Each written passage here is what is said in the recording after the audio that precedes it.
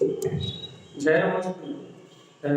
चंद्रयानंदे चेनिंद सभा हर विठंड पद विंद नमियो सिद्ध शोभा गुरु श्री गोपति गोपति ज्ञान सहिता तारण कर समर्थनी गुरु संसार धर्म जो तब जिन परे हर अर्थ जो भय विनाश भव जो मंगल ज्ञान करे देखो गुरु को धन को साक्षी को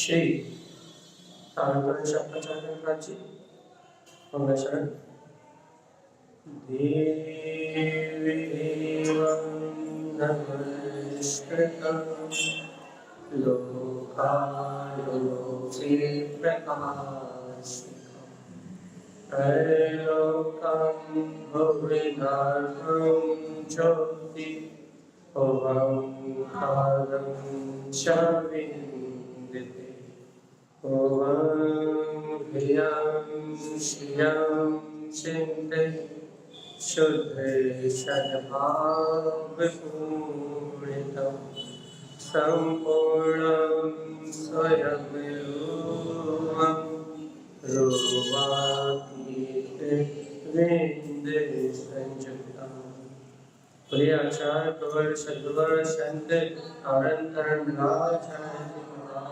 की मंदचार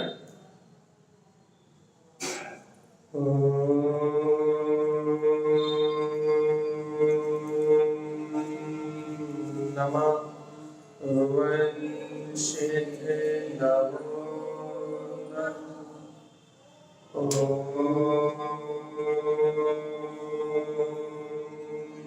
नमः वंशिते नमो नमः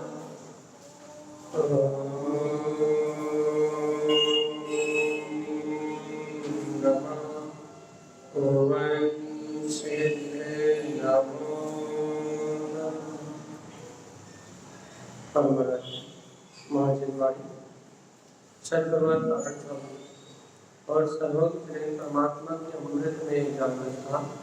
यह श्री तारकरण शर्माचार्य जी जहाँ अपन आचार्य श्रीमती तारक स्वामी के ग्रंथों का मूलतः तारकरण शर्माचार्य का वर्णन करना है। श्रावक का आचार, श्रावक कैसा विचार करता है, श्रावक की विचारधारा क्या है, उसकी अंतर की आचरण प्रवृत्ति क्या है, उसका निश्चय कैसा है, उसका व्यवहार कैसा है, इन सारी बातों को आचार्य ने कहा है। और कल मैंने वाचन किया था श्रेयम सम्यक ज्ञान। श्रेष्ठ क्या है? सम्यक ज्ञान। सम्यक दर्शन के बाद अपन 3 दिन पहले कर चुके थे, 2 दिन पहले श्रेयम सम्यक दर्शन शुद्धम, सम्यक दर्शन श्रेष्ठ है। अब तारक की बात कर रहे हैं, सम्यक ज्ञान श्रेष्ठ है। क्यों श्रेष्ठ है? श्रेयम सर्वज्ञ शाश्वतम, क्योंकि वह अपने शाश्वत सर्वज्ञ पद को प्रकट करने वाला। अपन तीनों लोगों का ज्ञान का दृष्टा है, लेकिन वो आवरण पड़ा हुआ है। ज्ञानावरण कर्म के कारण से जो ज्ञान में आवरण पड़ा हुआ है, जिसके कारण से भैया आज अपन केवल ज्ञान को प्राप्त नहीं कर पाते। लेकिन तारक स्वामी कह रहे हैं सम्यक ज्ञान श्रेष्ठ है। और जो अभ्यासा सम्यक ज्ञान में आचरण करते हैं, सम्यक ज्ञान को स्वीकार करते हैं, श्रेयम सर्वज्ञ शाश्वतम, उन्हें अपना शाश्वत सर्वज्ञ शेष सर्वज्ञता प्रकट हो जाती है। लोका लोकम च मयम शुद्धम, देखो तो इस लोका लोक को प्रकाशित करने वाला मयम शुद्धम, सुनो लोका लोक में जो शुद्ध है वो मेरा ही केवल ज्ञान का स्वभाव, मैं ही हूँ। सम्यक ज्ञान के 5 भेद मति शुद्धि प्रत्यय और केवल, तो तारक केवल ज्ञान में वो लोका लोक को जो शुद्धता से झलकाने वाला है वो ज्ञान में परिपूर्ण स्वभाव तुम्हारा ही स्वभाव है। इसलिए हे भव्यात्मा लोका लोकम च मयम शुद्धम, जो लोका लोक में शुद्ध ज्योति स्वरूप है, श्रियम सम्यक ज्ञान उच्चते, ऐसे सम्यक ज्ञान को ही आचार्य परमात्माओं ने श्रेष्ठ कहा। उन्होंने तो श्रेष्ठ कह दिया, लेकिन अपने को श्रेष्ठ लग रहा है कि नहीं?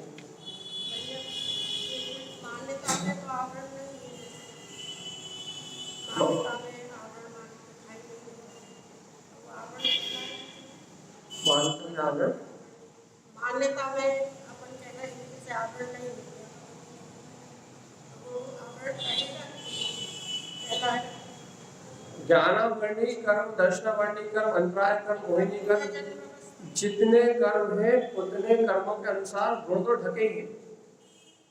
गुणों पे तो आवरण है, गुण तो ढके ही।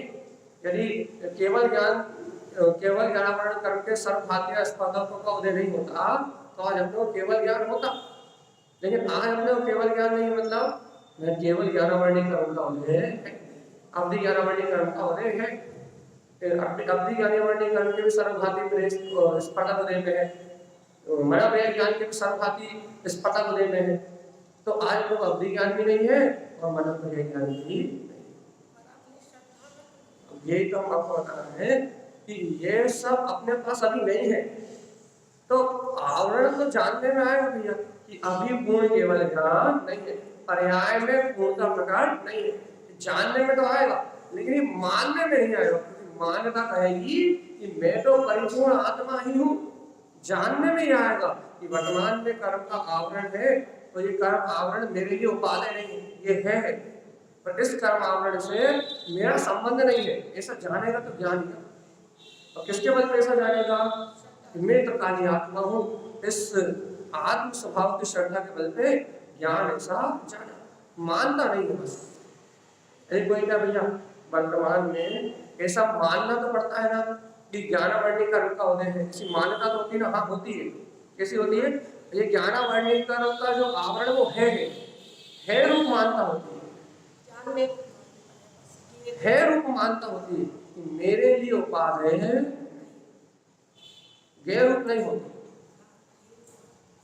यदि श्रद्धा सम्यक है तो मानता है रूप होगी कि मेरे लिए प्रयोजनी नहीं है। यदि मैं इन आवरण भाव में लगा रहा, क्षयोत्सव भाव में लगा रहा, तो अनंत ज्ञानावर्णी दर्शनावर्णी कर्म की प्रवृत्ति बढ़ती जाएगी।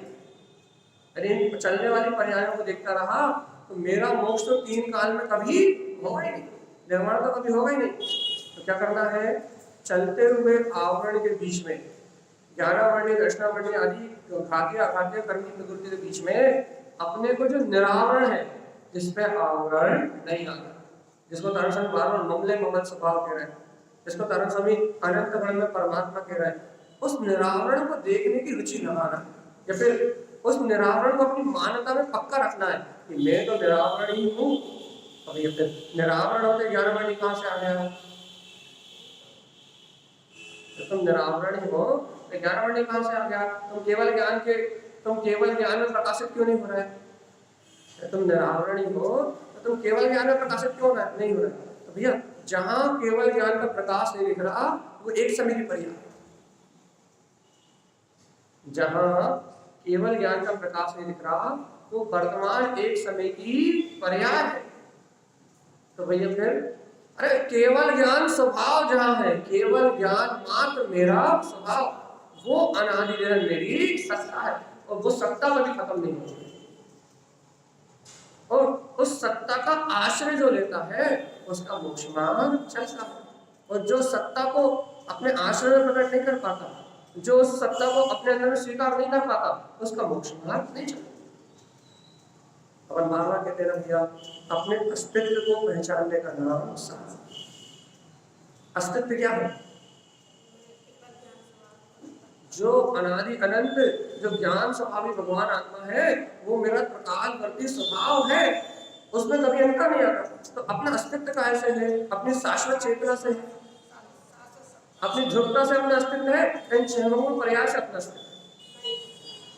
अपना अस्तित्व तो शाश्वत अपने जीव पदार्थ से है, जीव तत्व से है, जीव अस्थि काय से है, और क्या कहे जीव द्रव से है।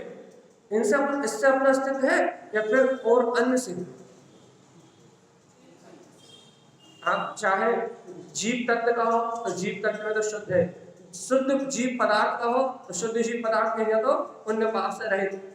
आप कहो शुद्ध अस्थि का है, शुद्ध जीव अस्थि का है, तो शुद्ध आत्म प्रदेशी, ये बहुप्रदेशी जो आत्मा है, ये जीव अस्थि का है, अपने ही अस्तित्व से अपने ही शुद्ध प्रदेशों में स्थिर है। और जीव द्रव का हो तो अब द्रव तो अपने में द्रवित हो ही रहा है।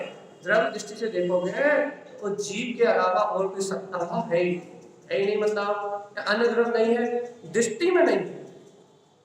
द्रव दृष्टि में सब द्रव अपने अपने में स्वतंत्र है और मैं अपने में स्वतंत्र।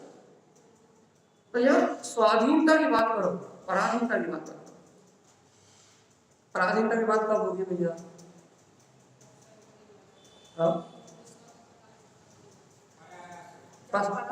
हाँ बिल्कुल, जब तुम अपनी स्वसत्ता के अस्तित्व को छोड़ के जब तुम पर्याय आश्रित हो गए, तुम ज्ञानावर्णी कर्म को उपादेय मान लोगे, फिर तुम कहोगे भैया अब क्या भैया, अभी वर्तमान हमें केवल ज्ञानावर्णी कर्म के सर्वघाती स्पर्धकों का उदय है, तो वर्तमान में केवल ज्ञान तो प्रकट नहीं है, लेकिन प्रकट करने का उपाय क्या भैया बताओ? आप मात्र केवल ज्ञान में स्वभाव हो, आप उस केवल ज्ञान पर्याय को छोड़ के मात्र ज्ञान स्वभाव को पकड़ोगे तो भैया वो आवरण मिला जाएगा और निरावरण ज्ञान पर्याय में प्रकट हो जाएगा। पर्याय को पकड़ोगे तो अटक जाओगे, और यदि पर्याय को पकड़ना तो हमने 3-4 दिन पहले क्या कहा, कारण शुद्ध पर्याय को पकड़ोगे तो भी नहीं भटकोगे। ज्ञान हमेशा जानन रूप है, और जानन रूप उसके पर्याय को पकड़ोगे तो भी नहीं भटकोगे, लेकिन भैया कर्मजन्य पर्याय को पकड़ोगे तो भटकोगे। ये याद रखना, एक स्वाश्रित पर्याय और एक पराश्रित पर्याय। समझ में आती कि नहीं आती? स्वाश्रित पर्याय कौन सी है? जो जानना देखना हो रहा है, जो मिथ्या दर्शन, मिथ्या ज्ञान, मिथ्या चारित्र्य, जो सुनो जो पर से संयुक्त होने के बाद दशा प्रकट हो रही है, मिथ्या दर्शन, मिथ्या ज्ञान, मिथ्या चारित्र्य, जे स्वाश्रित दशा नहीं है। अब उसमें मिथ्या शब्द हटा दो, जो जानने देखने रूप जो प्रवृत्ति हो रही है वो अपनी स्वाश्रित दशा है। और स्वाश्रित दशा मतलब मेरे ज्ञान का परिणाम जानने रूप है, मेरे दर्शन का परिणाम देखने रूप है, मेरे श्रद्धा का परिणाम मान्य रूप है। तो जिस गुण का परिणाम जैसा है वो उस रूप ही है। अब भाई मिथ्या क्यों हो रहा है? मिथ्या क्यों हो रहा है? क्योंकि तुम अपने आप को भूल के, स्व आश्रय को भूल के तुम पुद्गल के आश्रित हो जाते हो, इंद्रिय आश्रित होते हो, मन आश्रित होते हो, पर पर्याय के आश्रित होते हो, तो वो सब मिथ्या हो जाता। और बिना पर का असली मिथ्या करके बताओ तो जो कहोगे वो देंगे, 1 करोड़ 10 करोड़ 100 करोड़ जितने मांगो उतने देंगे, लेकिन पर के आश्रय लिए मैंने मिथ्या करके बताओ, कर सकते क्या? 3 काल में 3 लोक में कोई भी बिना पर का आश्रय लिए बिना मिथ्यात्व को प्रकट ही नहीं कर सकता। मतलब मिथ्यात्व को प्रकट करने के लिए पुद्गल चाहिए, पर ब्रह्म में अपनापन चाहिए। और यदि भगवान जी पर ब्रह्म में अपनापन है तो ही मिथ्यात्व होगा, और पर ब्रह्म में अपनापन नहीं तो 3 काल में कोई मिथ्यात्व को जन्म नहीं दे सकता। तो भगवान आत्मा जहां मिथ्यात्व का जन्म ही नहीं होता उस समय आत्मा है, शांति से उसका आश्रय ले लो ना। घिचड़ मचा रहे हो, ऐसा क्यों, ऐसा क्यों, ऐसा क्यों, ऐसा क्यों, आप बुद्धि इतनी देर दौड़ा रहे हो। जब सीधा सीधा स्वसमय परमात्मा अपने सामने है तो क्या करते ना हो रहे जरा, और पर्याय में इतना अटक कहा कर, जब सीधा रास्ता सामने है, लक्ष्य कोश की खेल है।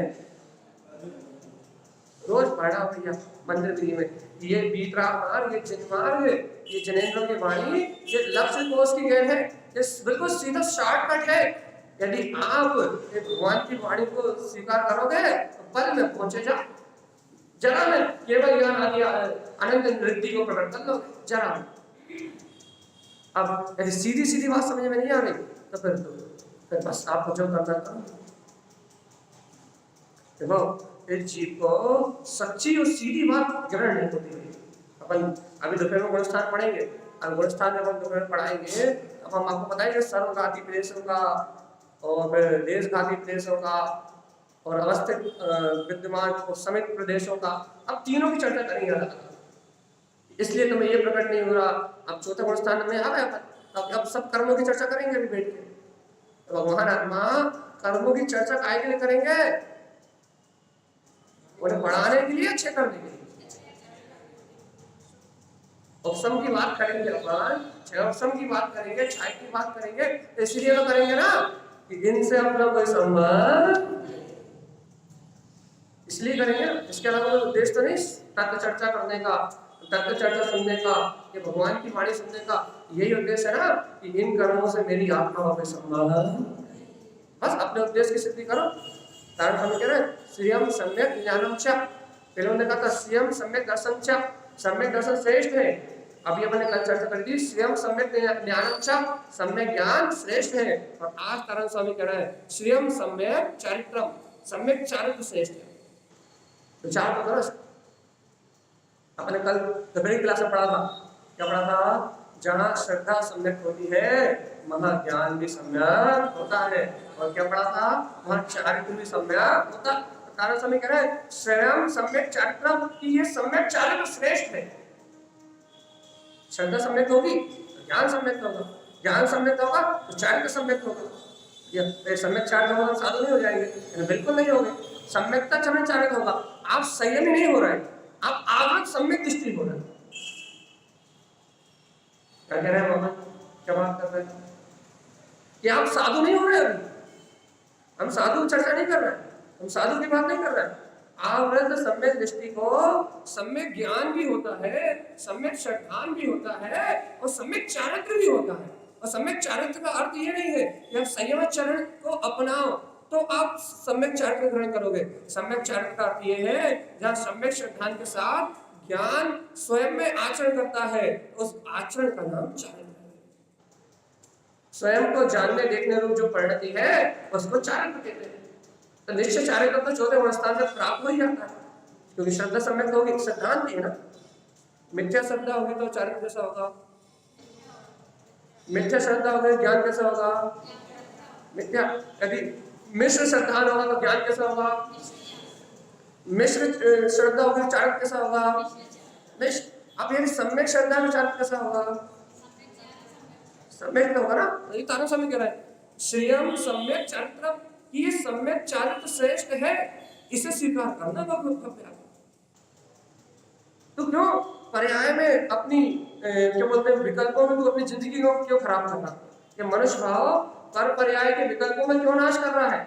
ये अनमोल जो जीवन मिला ना मानव भाव का, इसे पर पर्याय के विकल्पों में क्यों बर्बाद कर रहा है? तू ज्ञान में आत्मा है, दर्शन में आत्मा है, चारित्र में आत्मा है। यदि तू स्व समय का आश्रय लेगा तो दर्शन ज्ञान चारित्र ही प्रकट होंगे।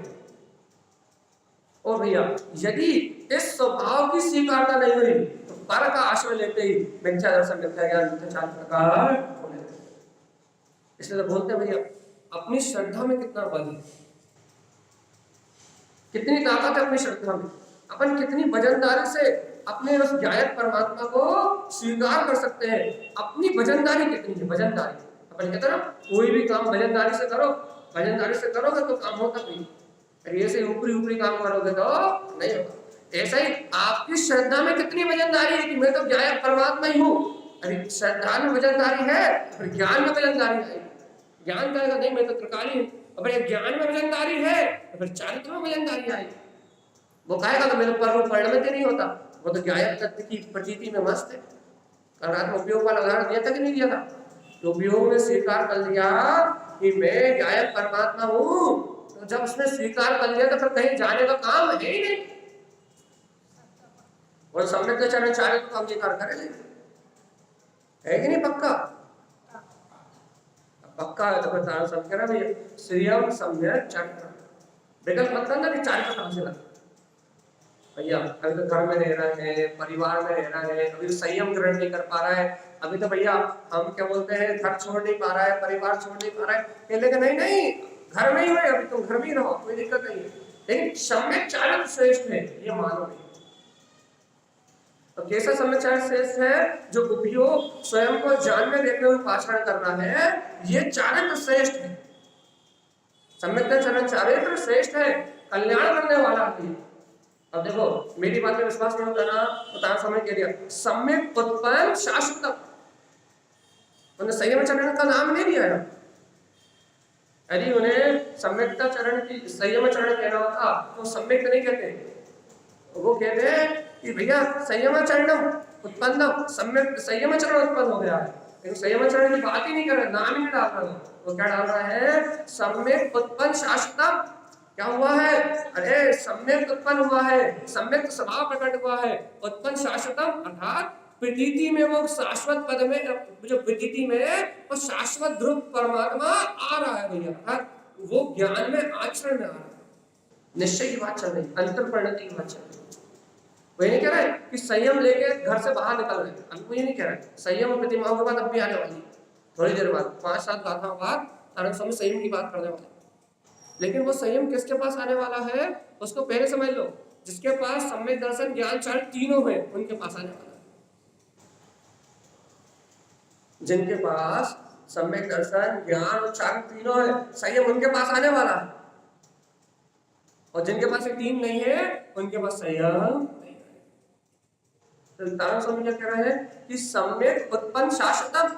क्या क्या हुआ? तारण स्वामी सब चार कैसे श्रेष्ठ है? तो कहने लगे सुनो, सम्यक उत्पन्न शाश्वतम क्या हुआ कि अपना जो स्वभाव है शाश्वत ध्रुव स्वभाव, कहने वो उत्पन्न हो गया, स्वानुभूति में प्रकट हो गया। कैसे स्वरूप उत्पन्न हो गया भैया? जो सम्यक है भैया, सम्यक मतलब अपने त्रिकालिक ध्रुव सत्ता, शुद्ध आत्मदेव। जैसे आप गायक परमात्मा कहते हो, वो केवल ज्ञान में अपना जो गायक प्रभु परमात्मा है उसी को सम्यक संज्ञा है, बाकी सबको मिथ्या संज्ञा है। एकमात्र उसी को सम्यक संज्ञा है। तारण स्वामी कह रहे हैं सम्यक उत्पन्न, अरे देखो तो पर्याय में भी वो सम्यक दर्शन उत्पन्न हो गया है, शाश्वतम। और क्या शाश्वत अविनाशी पद को दिखा रहा है। अब जैसे लेना चाहो तो वैसे लो, लेकिन बात दर्शन की चल रही है।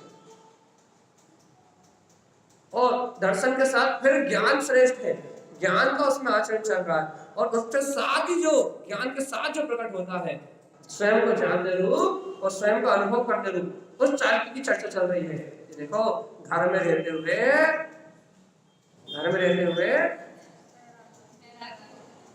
अरे वैरागी तो छोड़ो, घर में रहते हुए वीतरागी। क्या कह रहा है? एक देश वीतरागता, जिन संज्ञा, चौथे स्थान से जिन संज्ञा प्रारंभ हो गई। तो क्या कह रहा है? घर में रहते हुए वीतरागी, क्या कि इंद्रिय विषय भोगों का परिणमन चल रहा है, पाप विषय कसाय का परिणमन चल रहा है, लेकिन घर में रहते हुए वीतरागी। कैसा वीतरागी? ये पाप विषय कसाय की परिणति मेरी नहीं है। इंद्रिय विषय भोग का संयोग है, लेकिन इंद्रिय विषय भोग में रुचि नहीं है।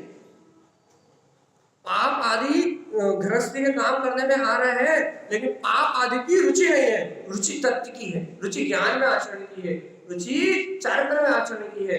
रहता घर में है, लेकिन रुचि घर की नहीं है, रुचि तत्व की है कि नहीं? भगवान जी चारित्र की चर्चा कर रहे हो, चारित्र की चर्चा करने में लोग कैसे भग जाते हैं। और नियम व्रत भैया इतना नहीं छोड़ सकते, इतना नहीं त्याग कर सकते, घर नहीं छोड़ सकते, परिवार नहीं छोड़ सकते, अणुव्रत नहीं ले सकते, महाव्रत नहीं ले सकते। इसकी चर्चा सुन के लोग हो जाते हैं, न त्रस हिंसा का त्याग कर सकते, न भैया स्थावर का त्याग कर सकते, हमारी ताकत ही नहीं त्याग करने। अरे भैया तुम त्रस हिंसा स्थावर हिंसा का त्याग नहीं कर सकते, कोई बात नहीं, लेकिन 6 काय के जीवों में अनुकंपा तो कर सकते हो कि नहीं कर सकते?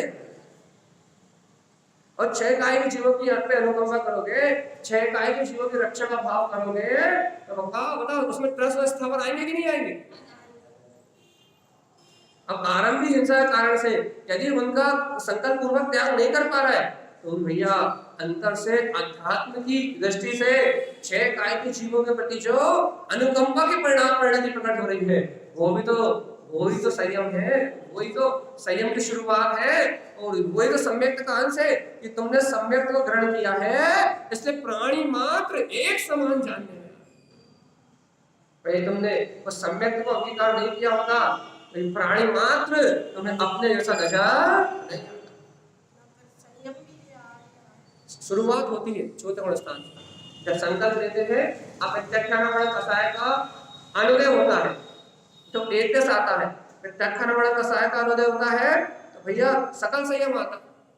लेकिन चौथे गुण स्थान में भैया अप्रत्यक्षानुवरण कसाय का उदय रहता है। अब जब अप्रत्यक्षानुवरण कसाय का उदय है तो नाम है उसका अप्रत्यक्षानुवरण, मतलब जो त्याग को ना करने दे। आप त्याग अप्रत्यक्षान, प्रत्यक्षान का अर्थ त्याग और आ का मतलब ना, जो आपको त्याग में बाधा बने उसका नाम अप्रत्यक्षानुवरण। तो पहले तुम कसाय को अलग करो, मूल बात है भैया। तुम क्रियाएं बदलते हो, कसाय नहीं बदलते। तुम क्रियाएं बाद में बदलो, पहले तुम कसाय को अलग करो तो संयम आएगा। और कसाय जैसे कि तैसी बनी रहे तो संयम आने वाला। अब बाहर से कितनी प्रतिमाएं ले लो, लेकिन अंतर से अनंतर बंदी है तो कुछ होने वाला। बाहर से आप कितने व्रत ले लो, यदि अंतर में मिथ्यात है तो कुछ होने वाला नहीं, आडंबरी होगा। ये बात ये ग्रंथ बताते हैं कि यदि आपको मोक्ष मार्ग में चलना है तो जैसा जिनेन्द्र देव ने कहा है, गुण स्थान इसलिए पढ़ रहे हैं कि जैसा जिनेन्द्र भगवान ने कहा है वैसा आचरण करके आगे बढ़ोगे तो मोक्ष मार्ग सच्चा है, और जैसा जिनेन्द्र देव ने कहा है वैसा स्वीकार करके आगे नहीं बढ़ोगे तो मनमानी कर रहे हो। और मनमानी को यहाँ कहा भैया कुलिंगी, मिथ्या लिंगी, संसार में जन्मरण करने वाला मोक्ष मार्गी नहीं कहा, मनमानी वाला मोक्ष मार्गी नहीं है। जो जिनेन्द्र की आज्ञा मान के आगे चले वो मोक्ष मार्ग। अपन कौन से वाले? वास्तव में यदि चौथे गुण स्थान में अपन है तो तारा स्वामी कह रहे हैं स्वयं सम्यक चारित्र, जिनेन्द्र भगवान की आज्ञा मानने वाला सम्यक चारित्र में आचरण करना। डर लगता है चारित्र नाम में, और कुंद कुंद देव कहते हैं चारित्रम खलु धम्मो, चारित्र से ही शुरुआत होती है। वस्तु स्वभाव धम्मो, वस्तु के त्रकालिक स्वभाव से ही शुरुआत होती है। तारा स्वामी कहते हैं चेतन लक्षण धम्मो, चैतन्यता के सहकार से धर्म की शुरुआत होती है। इसके अलावा कहीं धर्म होते ही नहीं। चारित्र के बिना, वस्तु के स्वभाव के बिना, क्या कह रहा है, चैतन्यता के बिना, चैतन्यता को स्वीकार किए बिना धर्म होता ही नहीं है। उपयोग के बिना धर्म होता ही नहीं है। इसका मतलब धर्म तो यही है, लेकिन अपने को मंदिर आके कर्म करने की रुचि है, धर्म करने की नहीं। धर्म तो यही होता है ना, अपन बचपन से पढ़ रहे भैया, आत्म ही देव निरंजन या वस्तु का स्वभाव ही धर्म है, पढ़ रहे ना अपन। धर्म तो अंतर से ही होता है, आत्मा का स्वभाव ही धर्म है। धर्म तो अंतर से प्रकट होता है, लेकिन अपने को उस धर्म की रुचि नहीं है, अपने को एक प्रकार से क्रिया करने की रुचि है। तो अपन उस मूल को, उस तत्व को छोड़ के और बाहर की प्रवृत्ति को अपना लेते हैं। बाहर की प्रवृत्ति को चारित्र का नाम पहना देते हैं कि बाहर की होने वाली क्रिया चारित्र है। तो अपन मूल से भटक जाते हैं और भूल में अटक जाते हैं। और जो मूल से अटक के भूल में अटका, मन वचन काई की क्रिया में चारित्र की मानता करी, तो बस संयम चरण कहो, कोई समस्या नहीं। लेकिन सम्यक हो तो कहना और मिथ्या हो तो दूर मत कहना। संयम चरण कहो तो कोई समस्या नहीं है भैया, क्योंकि संयम आत्मा गहना है, कोई दिक्कत नहीं है। लेकिन भैया पहले सम्यक का चरण चारित्र तो लेके आओ, फिर कहना। पहले निश्चय चारित्र तो लेके आओ, पहले स्वरूप में आचरण तो लेके आओ। यदि आप पहले स्वरूप में आचरण नहीं लाते तो फिर कहां से लेके आओगे? अपन छठाला पढ़ते ना, छठाला में जब छठी रात पढ़ते जब, अब सुनिए स्वरूपाचरण, तब क्या है, वो संयम की बात नहीं है, स्वरूपाचरण, स्वरूप में आचरण करने की बात, कि आप स्वरूप में आचरण करने की बात बताओ। क्या आपको निश्चित तत्व प्रकट हो गया? आचरण में निश्चित तत्व प्रकट हो गया है कि मेरे क्या है परमात्मा। कैसे मानेंगे भैया? आपका उपयोग अपने आत्मा के निकट रुकने लगा है, उपयोग में, दर्शन ज्ञान उपयोग में अपने चेतन में आत्म प्रतीति में आने लगा है, भेद ज्ञान अपने आप ही होने लगा, बिना दिमाग लगाए अपने आप ही भेद ज्ञान होता। ये पर पर्याय भिन्न है, मेरा त्रिकाली अनंत सुख स्वरूप भिन्न है। मैं अनंत सुख में आत्मा, समस्त प्रपंचों से, अनंत दुख से भिन्न हूं। मेरे में दुख का अंश भी अनंत सुख, इसका नाम चारित्र। अरे अरे अनंता बुद्धि कसाय के अभाव से जो सुख अनुभूति हुई है उसका नाम है चारित्र। हुई कि नहीं हुई? सम्यक दृष्टि होना। अनंतर बुद्धि कसाय का अभाव हुआ कि नहीं हुआ? हुआ ना। अभाव उदय भावी, उदय भावी वर्तमान में, उदय में नहीं है ना। छाया सम्यक दर्शन होगा जब क्षय होगा। अभाव मतलब उदय भावी क्षय। अभाव मतलब वर्तमान पर्याय में अभाव। अभाव से त्रिकालिक अभाव नहीं माना जाता। अभाव गुण स्थान की भाषा में जब भी कहोगे अभाव वर्तमान पर्याय में देखा जाता है, और क्षय हमेशा के लिए कहा। उदय जब भी अभाव कहा जाएगा तो वर्तमान पर्याय में अभाव। अभाव शब्द की जो संज्ञा है वर्तमान अवस्था में, ठीक है। तो क्या कह रहे हैं अपन? वर्तमान में अभाव है कि नहीं अनंतर मंदी का? पक्का? अगर अनंतर मंदी का अभाव है, अनंतर मंदी कसाय का अभाव है, तो फिर नियम से वो चारित्र जनित सुख प्रकट हो गया है। कैसा सुख प्रकट हो गया है कि वो मैं सुख स्वरूप भगवान आत्मा, और ये सारा जगत दुख में मुझसे भिन्न है। ये इंद्रिय के सुख दुख मुझे स्पर्श नहीं करते। और कहा साधवें नरक में भी ऐसी अनुभूति हो सकती है। 6 अंतर मुहूर्त छोड़ के बाकी साधवें नरक में भी तेतिस सागर में 6 अंतर मुहूर्त कम इतनी गाढ़ प्रतीति हो सकती है कि मैं सुख स्वरूपी आत्मा अलग और ये सारे नरक के दुख अलग। या जब नरक में हो सकती है फिर सही बताओ, यहां तो होगी कि नहीं होगी? होगी या हो रही है?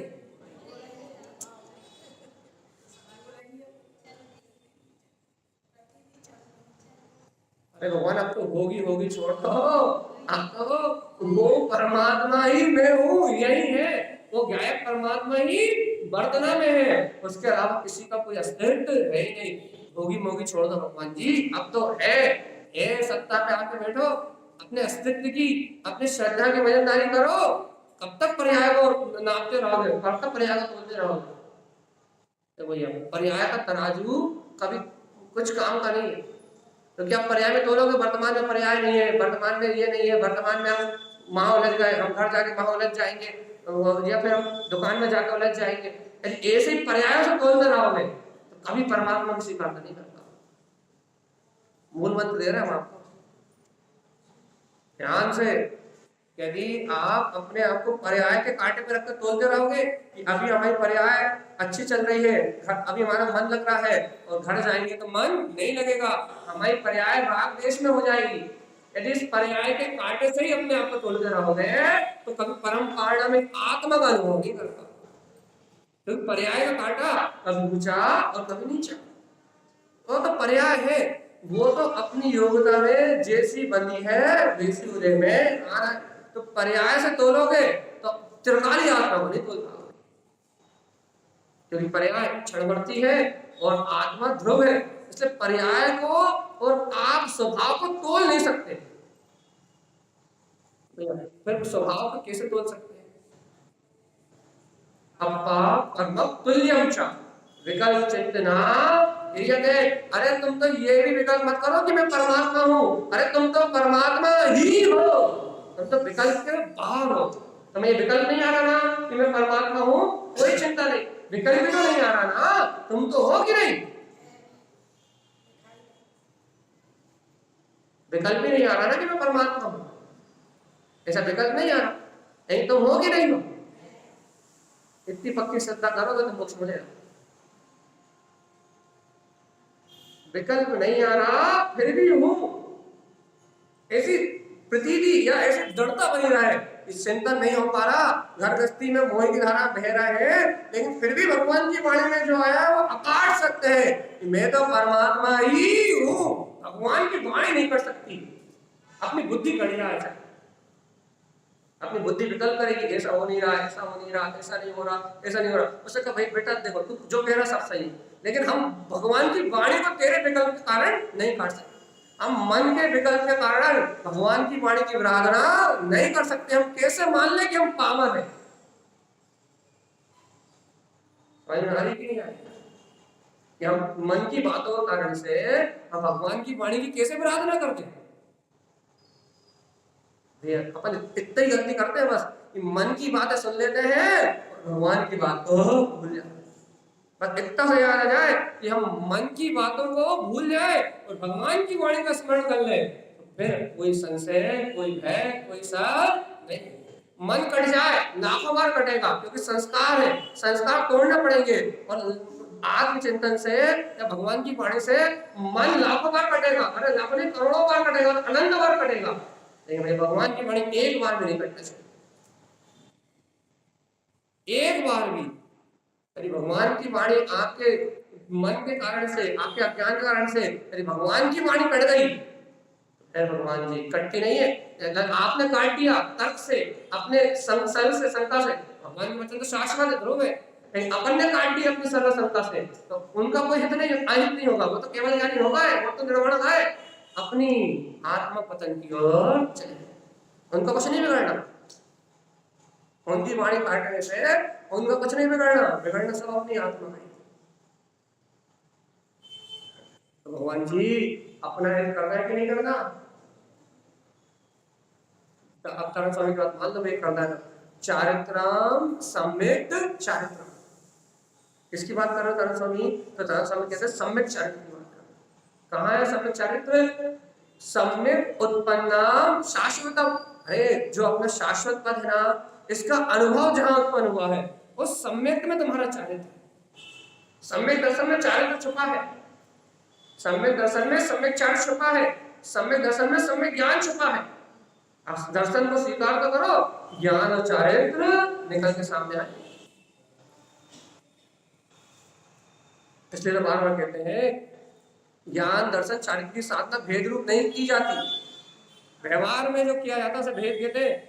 आत्मा अभेद रत्न पिंड है, आत्मा में ना दर्शन का भेद है, ना ज्ञान का भेद है, ना चारित्र का भेद है। तो अपन बक बक करते हैं तो उसमें ज्ञान दर्शन चारित्र का भेद आता है।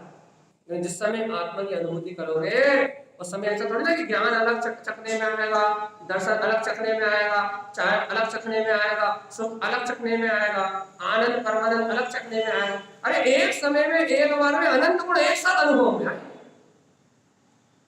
भेद अपनी बुद्धि की उपज है। और मोक्ष मार्ग सम्यक दर्शन ज्ञान चारित्राणी मोक्ष मार्ग।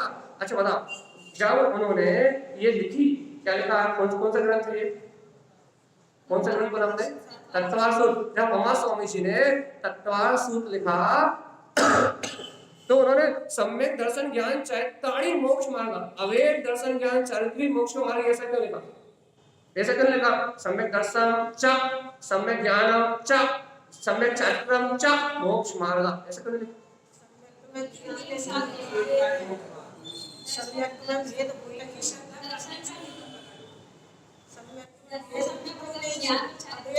तो जिसने सम्यक स्वीकार किया है उसे ज्ञान चारित्र तो होगा ही दादा। बिना ज्ञान चारित्र के सम्यक दर्शन कहां से लेके आ रहे हो? तो महा कोई भेद नहीं है, और भेद नहीं है तो सम्यक दर्शन ज्ञान चारित्राणी मोक्ष मार्ग। भैया जहाँ सम्यक दर्शन होगा वहाँ ज्ञान होगा, जहाँ ज्ञान होगा वहाँ चारित्र होगा, और जहाँ चारित्र होगा वहाँ अंतरात्मा की जय जयकार। इसको मोक्ष मार्ग कहते हैं। भेद मत करो, अपने ज्ञायक स्वभाव को देखो और तारण स्वामी की बात मानोगे तो क्या कह रहा है सुनो। श्रेयम सम्यक चारित्रम, श्रेष्ठ है सम्यक चारित्र। सम्यक उत्पन्न शाश्वतम, जहां सम्यक में अपना ध्रुव शाश्वत पद उत्पन्न होता है। कैसा? अप्पा परमाप्यम शुद्धम, कि मैं आत्मा ही परमात्मा परिपूर्ण शुद्ध हूं। जहां ऐसा सहकार उत्पन्न होता है उसी का नाम चारित्र है। क्या कह रहा है? अप्पा परमप्याम शुद्धम, मैं कौन हूं? ये जो आचरण है, अप्पा परमप्यम शुद्धम, कि मैं आत्मा मैं ही परमात्मा और पूर्ण शुद्ध हूँ। जहां ऐसा आचरण प्रतीति में होने लगता है, जहां ज्ञान दर्शन ऐसा आचरण करने लगते हैं, उसको चारित्र कहते हैं। बाहर की शुभ क्रियाओं को चारित्र नहीं कहते, व्रत लेने को चारित्र नहीं कहते, नियम लेने को चारित्र नहीं कहते, वो संयम चरण चारित्र है। लेकिन वो कब प्रकट होता है? जब अप्पा परमप्यम शुद्ध, जब आत्मा ही अपने परमात्मा स्वभाव में शुद्ध उपयोग पूर्वक आचरण करता है, शुद्ध भाव पूर्वक चरण करता है, उस शुद्ध भाव को उसको चारित्र कहते हैं। भाव की शुद्धि हुई कि नहीं? आत्मा भाव में है कि नहीं? कौन से भाव में? न राग भाव में है न देश भाव में। जिस समय आत्मा शुद्ध भाव में आचरण कर रहा है उस समय शुद्ध है, चारित्र है। और जिस समय शुद्ध भाव में आचरण नहीं कर रहा, राग देश भाव में आचरण कर रहा है, उस समय मिथ्या चारित्र है। भगवान जी अब तो स्वीकार कर लो तारण स्वामी की बात। अरे कब से भेद कर रहे हो भैया? अभी तो हमें सम्यक दर्शन हुआ है, फिर ज्ञान होगा। कब से भेद कर रहे हो कि अभी ज्ञान हुआ है फिर चारित्र होगा? अरे तुम तो अपनी आत्मा को, अपने स्वभाव को स्वीकार करो। जहां दर्शन होगा, जिस प्रकार आत्मा से दर्शन होगा उस प्रकार आत्मा में ज्ञान होगा, और जिस प्रकार आत्मा में ज्ञान होगा उस प्रकार आत्मा में ही चारित्र होगा। क्योंकि तारण स्वामी ने प्रभंगी सार ग्रंथ में लिखा, सम्यक दर्शन जो ज्ञान चारित्र है, ये शुद्ध आत्मा के गुण है। सम्यक दर्शन ज्ञान चारित्र शुद्ध आत्मा के गुण है। ये गुण बाहर से नहीं आते, ये आत्मा के ही गुण है। आप इन्हें बाहर में प्राप्त नहीं कर सकते। सम्यक दर्शन ज्ञान जो चारित्र है, ये आत्मा के ही गुण है, आत्मा से प्रकट होते हैं और आत्मा से ही इनका उत्पाद है भैया। इसके अलावा ये और कहीं दिखाई नहीं देते।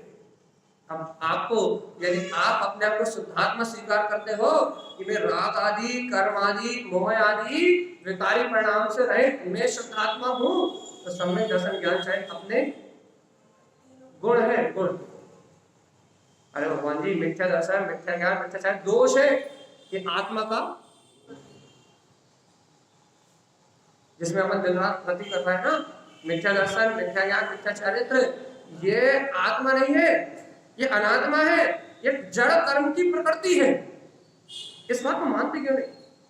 मिथ्या दर्शन, मिथ्या ज्ञान, मिथ्या चारित्र ये आत्मा नहीं है, ये अनात्मा है, ये जड़ कर्म की प्रकृति है, जड़ कर्म की, चैतन्य का परिणाम नहीं है। तो अब चेतन की गलती क्या है कि चेतन बहिर्मुख होने के कारण से इस मिथ्या दर्शन ज्ञान चारित्र में जोड़ रहा है, इसलिए संसार में जन्म मरण, लेकिन चेतन नहीं है भाई। कह रहा है मोहिनी कर्म की जितनी प्रकृतियां हैं, ये अपना चारित्र और दर्शन का जितना भी काम है वो मोहिनी कर्म के आश्रित है ना। ये दर्शन मोहिनी का अभाव होता है तो सम्यक दर्शन आदि प्रकट होते हैं, और चारित्र मोहिनी का अभाव होता है तो ये अंतर में चारित्र आदि की प्रकटता होती है। ऐसा ही है ना। तो दर्शन और ज्ञान और दर्शन और चारित्र दोनों मोहिनी कर्म में आश्रित है ना, और कोई तो नहीं है, मोहिनी कर्म पे आश्रित है ना। तो जैसे जैसे आप ध्यान से, अरे कितनी सरल सी बात है कि जैसे जैसे आप इस मोह जाल से बाहर निकलोगे, मोह जाल मतलब क्या है? ये पर पर्याय में जो चलने रूप परिणमन है, इससे ममत्व भाव से जैसे जैसे आप इस ममत्व भाव से बाहर निकलोगे वैसे वैसे आपका दर्शन ज्ञान चारित्र निर्माण होता है। काल देश की भावना से, मिथ्यात्व की मान्यता से जैसे जैसे आप उभरोगे वैसे वैसे सम्यक ज्ञान दर्शन चारित्र तीनों प्रकार होते रहेंगे। आप इस ममता से बाहर निकलो, समता आपके अंदर में प्रकट हो जाएगी, शांति आपके अंदर में प्रकट हो जाएगी। ममता का त्याग करोगे, समता अपने आप। ममता में उलझे रहोगे तो आकुलता, आत्मध्यान, विषमता ये अपने आप ही आएगी। अरे आचार्य ने कितना सरल कहा, ममता का त्याग संसार का त्याग। आपने ममत्व छोड़ दिया और संसार छूट गया। और आचार्य ने कितना कहा, भैया संसार कितने प्रमाण, कहने लगे जितना ममत्व उतना प्रमाण संसार। ममत्व भाव प्रमाण संसार है। आचार्य से किसी भक्त ने पूछा भावलिंग मुनियों से, हे हे हे हे भावलिंग मुनिराज, मेरा संसार कितना? तो उन्होंने कह दिया ममत्व भाव प्रमाण, जितना तुझे ममत्व है उतना तेरा संसार है, और जिस दिन ममत्व छोड़ देगा उस दिन संसार छूट जाएगा। अब क्या करना है? संसार से मुक्त होने।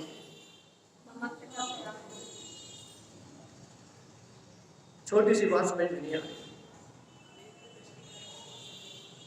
एक ही बात है, नास्ति से कह रहा है, आस्ति से कह रहा है कि यहाँ ममत्व का त्याग करेंगे तो अपने आप ही अपना स्वरूप उत्पन्न हो जाएगा, या ऐसा कह दो स्वभाव से ममत्व करेंगे तो पर्याय से ममत्व अपने आप ही छूट जाएगा। आपको जो कहना वो कह दो, लेकिन स्वीकार एक तो करना। क्या? श्रियम सम्यक चारित्रम सम्यक उत्पन्न शाश्वतम अपा परमप्यम शुद्धम। और देखो तो क्या कह रहा है? श्रियम सम्यक चरणम भवे।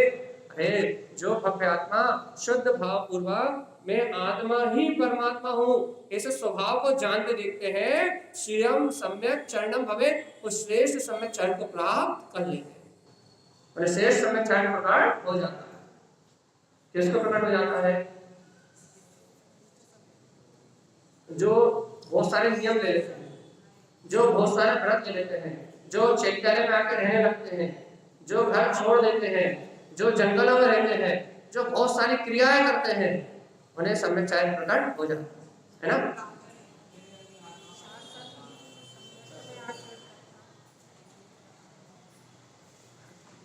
पता भैया, आप नहीं बता रहे, हमें तो बताना पड़ेगा ना।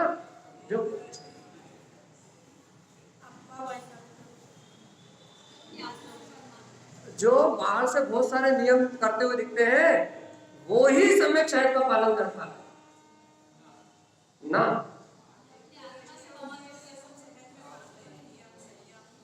बस इस सत्य की स्थापना करने के लिए तत्व चर्चा है कि बाहर का संयम वो तो सदाचार की भूमिका बागड़ है ही, उसके बिना तो कुछ होना ही नहीं है, लेकिन वो भी सदाचार जब काम का है जब तुम्हारी दृष्टि स्वयं में आचरण कर रही है, और यदि स्वयं में दृष्टि आचरण नहीं कर रही तो फिर वो भी कोई काम का नहीं, क्योंकि सम्यक का नाम नहीं पाए। और चारित्र तो निश्चय आत्मा में आचरण करने का नाम है। बाहर मन वचन काया में जो व्रत का पालन हो रहा है उसको भी चारित्र की संज्ञा व्यवहार से दी है, निश्चय से नहीं। क्यों? तो चारित्र आत्मा का गुण है, पुद्गल का गुण नहीं। यदि मन वचन काय के आचरण को एक चारित्र कह देते तो भगवान जी पुद्गल में चारित्र होने का उपचार आ जाता, यदि पुद्गल में चेतन का चारित्र कहने का उपचार आ जाता फिर तो सारे एक दिन भी मोक्ष चले जाते। उनका आचरण कितना अच्छा, पेड़ एक स्थान पर खड़ा रहता, हिलता भी नहीं है, तपस्या करता हजारों वर्षों तक, है ना। पेड़ आपके सामने, बड़े बड़े पहाड़, ये बड़े बड़े पेड़, आप इनसे मत हाथ पे हाथ रख के बैठ जाओ, तपस्या हो गई। तो ये पेड़ एक जगह से हिलता भी नहीं है भैया। और बड़े बड़े पर्वत, पेड़ तो हवा में हिल भी जाता, आप खाओगे, लेकिन वो बड़े बड़े पर्वत यहाँ जाओ आप जरा तो वो अपने स्थान से हिलते भी नहीं है। एक इंद्रिय जीव है, बहुत तपस्या करते हैं, है ना। चलिए बताओ कितनी तपस्या करते हैं, और मोक्ष जाते हैं सबके सब, जाते कि नहीं जाते? क्यों नहीं जाते? इतनी तप कर रहे हैं, बिल्कुल एक स्थान पे एक जैसे खड़े हुए हैं, इतनी साधना कर रहे हैं, इतनी साधना तपन न कर पाए 3 काल, तो हजारों वर्षों से खड़े हुए, तो भाई मोक्ष क्यों नहीं जाते?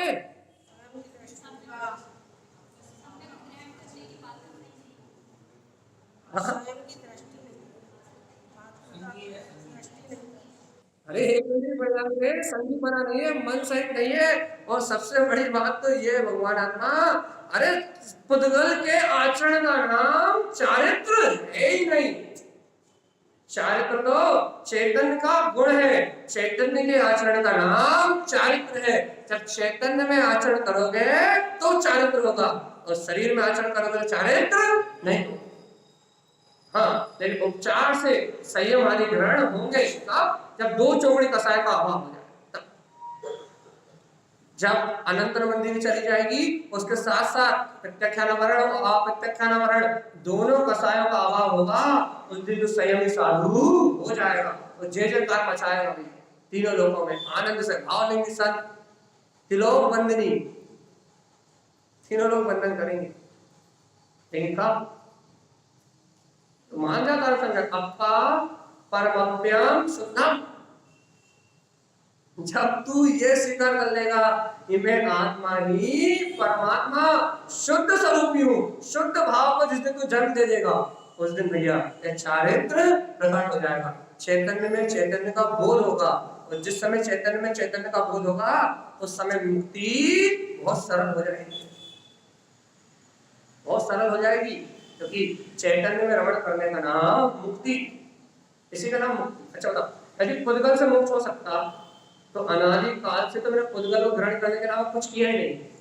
आप यदि पक्ष कोई क्रियाओं का पक्ष करता है, यदि कोई बहुत गहरा क्रिया का पक्ष पाती है, नहीं भैया वो क्रिया जरूरी है, तो अनादि काल से मैंने पुद्गल को ग्रहण करने के अलावा और पुद्गल की क्रिया करने के अलावा किया ही किया है, ये बता दो।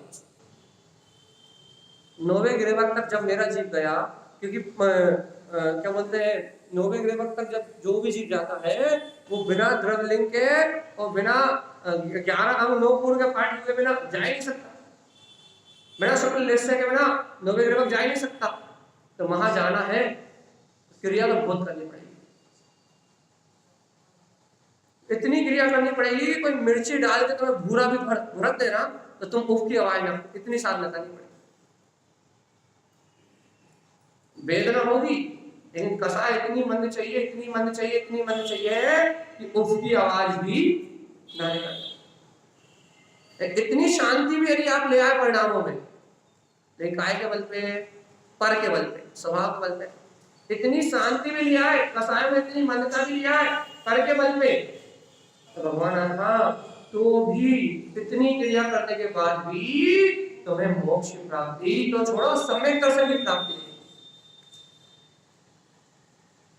मोक्ष तो बहुत दूर की बात, सम्यक दर्शन भी प्राप्त नहीं होगा। सम्यक दर्शन भी एक समय की अनुभूति नहीं होगी आत्मा की, एक समय की मिथ्या दृष्टि के मिथ्या दृष्टि। और भगवान जी कुछ मत करो, सदाचार में जीवन तो है ही अपना, यहाँ मनुष्य भाव तो प्राप्त कर ही लिया है, कुछ मत करो। इस संसार से ममत्व छोड़ के मैं आत्मा त्रिकालिक शुद्ध हूँ, अपने शुद्ध तत्व का श्रद्धान प्रकट कर लो। विशेष क्रियाएं नहीं हुई, विशेष क्रिया नहीं, भावनिक जैसा परिणाम, वो द्रव्यलिंग जैसा परिणाम नहीं हुआ, लेकिन भैया अंतर की परिणति पलट गई, अंतर की परिणति में परिणमन हो गया। इसलिए कहते हैं पुद्गल के परिणमन का नाम साधना नहीं है, अंतर की परिणति पलट गई, आपकी स्वभाव के पास आ गई, इसका नाम साधना। श्रद्धा इसका नाम है। श्रद्धा इसका नाम नहीं कि हमने बहुत जोर जोर चिल्ला लिया, बहुत सारी चर्चा कर ली, बहुत सारा पढ़ लिया, बहुत सारा सुन लिया, इसका नाम श्रद्धा नहीं।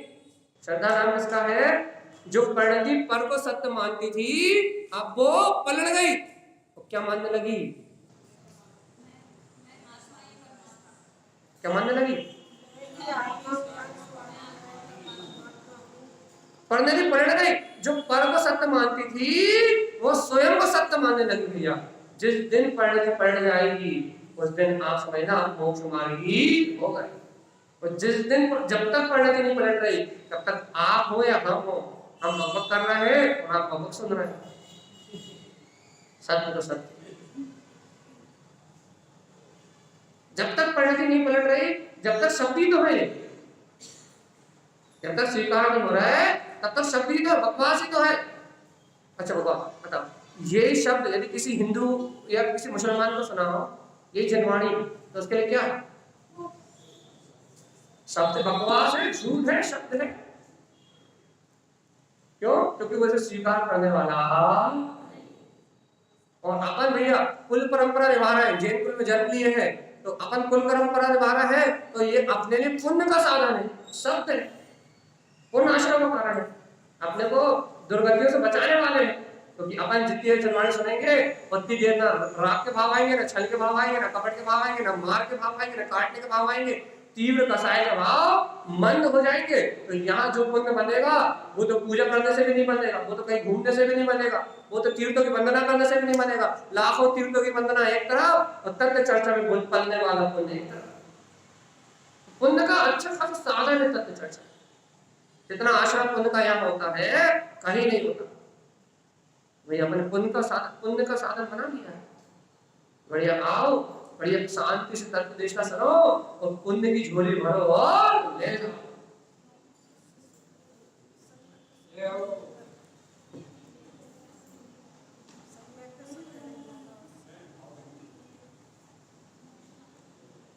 मोक्ष मार्ग नहीं है, क्या देखो जो जैसा है उसे वैसा मान के चलो तो सम्यक दृष्टि, पक्ष करके मत चलो।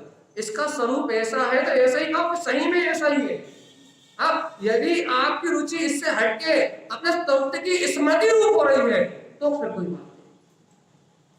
यदि आपकी परिणति इन शब्दों से हटके अपने परमात्मा तत्व के स्मरण रूप हो रही है, भेद ज्ञान रूप हो रही है, आपको ये लग रहा है कि सुनने वाला सुनाने वाला दोनों अलग है, शब्द भी अलग है और जो कहा जा रहा है वो गायक परमात्मा मैं ही हूं, कहने वाला भी अलग है और सुनने वाला भी अलग है। स्वीकार करने वाला तो वो त्रिकाली आत्मा ही है जिसके बल पे स्वीकार होता है।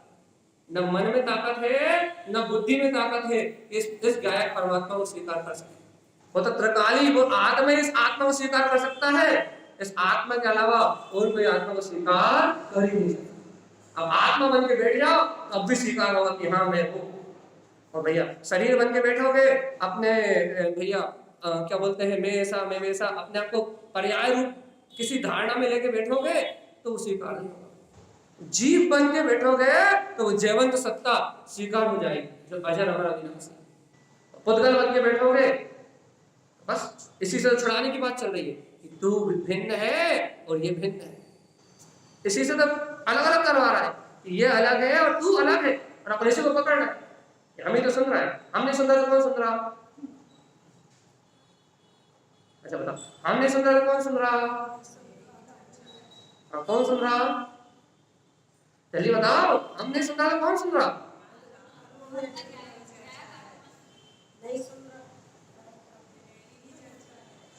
अरे भगवान जी, कर्ण इंद्रिय का क्षयोत्सव है।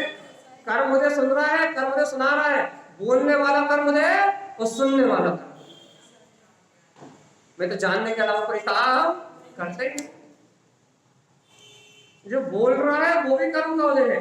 हमारा पुण्य कर्म का उदय ना हो तो ना आप हमें यहाँ बैठने दे रहा है और ना हमारे पुण्य का कर्म का उदय ना हो तो आप हमसे नीचे बैठ के सुन नहीं रहे।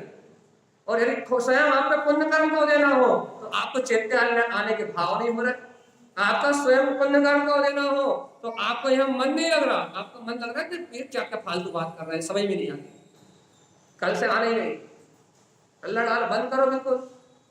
तो आपका पुण्य उदय, आपका कर्मोदय सुना रहा है और हमारा कर्मोदय बुलवा रहा। अब इन दोनों के बीच में रुचि का है ये बताओ। पुण्य की है तो यहाँ बैठ के पुण्य ले जाओ और आत्मा की है तो फिर सम्यक दर्शन न्याय चरताणी मोक्ष। क्या करना है? अच्छा कुछ नहीं करना।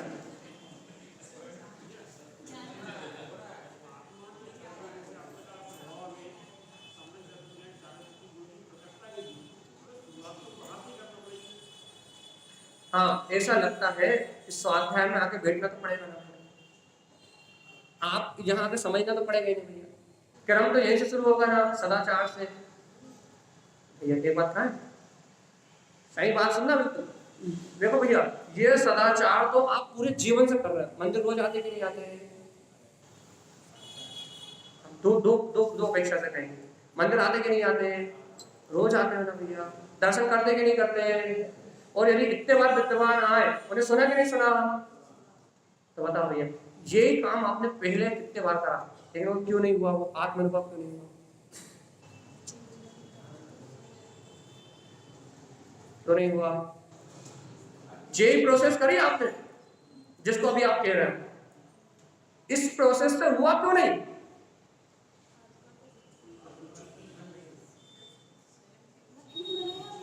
सीधी बात है, आपने क्रिया तो करी लेकिन उस गायक परमात्मा को मुख करके नहीं करी, उसका लक्ष्य नहीं बनाया, उसकी रुचि नहीं जगाई। आपने सिर्फ क्रिया करी और छोड़ दिया। और अभी भी वही क्रिया होगी भाई, सुनने आना पड़ेगा, स्वाध्याय करना पड़ेगा, लेकिन भैया समय पास करने के लिए नहीं, टाइम पास करने के लिए नहीं, अब उस परम पद को प्राप्त करने के लिए कि वो पंच परमेष्टि पद मेरे आत्मा के पद है। अरिहंत सिद्ध होने वाला कोई दूसरा नहीं है भगवान जी, अरिहंत सिद्ध होने वाला मैं ही आत्मा हूं। मैंने कल परसों भी कहा था ना, क्या कहा था, केवल ज्ञान मेरा जन्म से अधिकार है। निश्चय से कहोगे तो भी है, और व्यवहार से विपरीत धर्म में जन्म दिया है, जयपुर में जन्म दिया है तो भी है। निश्चय और व्यवहार से केवल ज्ञान मेरा जन्म से अधिकार है। निश्चय से कहोगे तो, व्यवहार से कहोगे तो, जहां से कहना वहां से, है कि नहीं? ऐसी लगन है कि केवल ज्ञान मेरा जन्म से अधिकार है, तो फिर आप सुन नहीं रहे, अरे आप गुन रहे हो, तो गुनने वाली की मुक्ति होगी। अरे केवल ज्ञान मेरा जन्म से अधिकार है, तो आप सुन कहाँ रहे, आप तो गुन रहे हो। ये शब्द देखो, आप हमेशा याद रखना, चर्चा में बहुत सारी बातें होती हैं, लेकिन आप याद रखना चर्चा के समय यदि आप 3 बार इस चर्चा को फिर सुनना, आपको ये नहीं सुन पाए, क्यों? क्योंकि चर्चा के समय आपके अंदर अपना चिंतन चलने लगता है, और यदि आपको तत्व की रुचि है तो भेद ज्ञान तत्व निर्णय रूप अपना चिंतन चलने लगेगा, और तत्व रुचि नहीं है तो दुकान मकान की चिंता रूप घर का चिंतन चलने लगेगा। आप ये याद रखना कि आप हमें नहीं सुनते, हम कई बार ये बात सिद्ध कर चुके हैं, आप मन को सुनते हो, जो मन आपको सुनाता वो सुनते हो, जो कान सुनाते वो सुनाई नहीं देता। यदि आप कहते हो कि हम आपको सुन रहे हैं, तो अभी इस प्रवचन से 10 प्रश्न करेंगे, आप एक का भी जवाब दे दो, बहुत बड़ी बात हो जाएगी।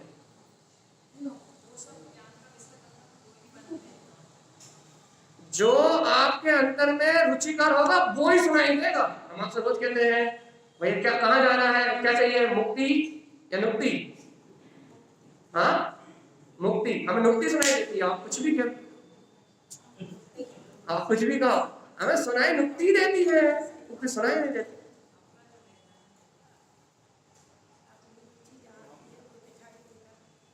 क्योंकि आपको जो रसीला लगता है वो ही दिखाई देगा, और जो आपको रसीला नहीं लगता वो दिखाई। कुछ भी कर लो, कुछ भी कर लो, कुछ भी कर लो, कुछ भी कर लो, सुनाई आपको वो देगा जो आपको रुचि कर। सावधान जीवात्मा, सावधान, तत्व को स्वीकार करोगे तो तत्व चर्चा सुनाई देगी, और तत्व को स्वीकार नहीं करोगे तो शब्द के अलावा कुछ सुनाई देने वाला नहीं है। आज देर हो गई, 5 मिनट लेट होने पर अपन 2 मिनट ज्यादा हो गए हैं, तो इस बात को भी अपन अपने अनुभव में ले और गुरुदेव की इस वाणी को स्वीकार करें कि अपा परमप्यम शुद्धम, मैं आत्मा परमात्मा ही शुद्ध स्वभाव वाला हूँ। ऐसे शुद्ध भाव में आचरण करने का नाम श्रेयम सम्यक चरणम भवेत्। ऐसे जो शुद्ध भाव को स्वीकार कर लेते हैं उन्हें श्रेष्ठ सम्यक चरण उत्पन्न हो जाता है। ऐसा श्रीमद् जिनदार सभी का हम समस्त भक्त आत्माओं के लिए मंगल में उपदेश भैया। बोलिए आचार्य प्रवर सद्गुरुवर संत कारण करण मृगा शांति महाराज की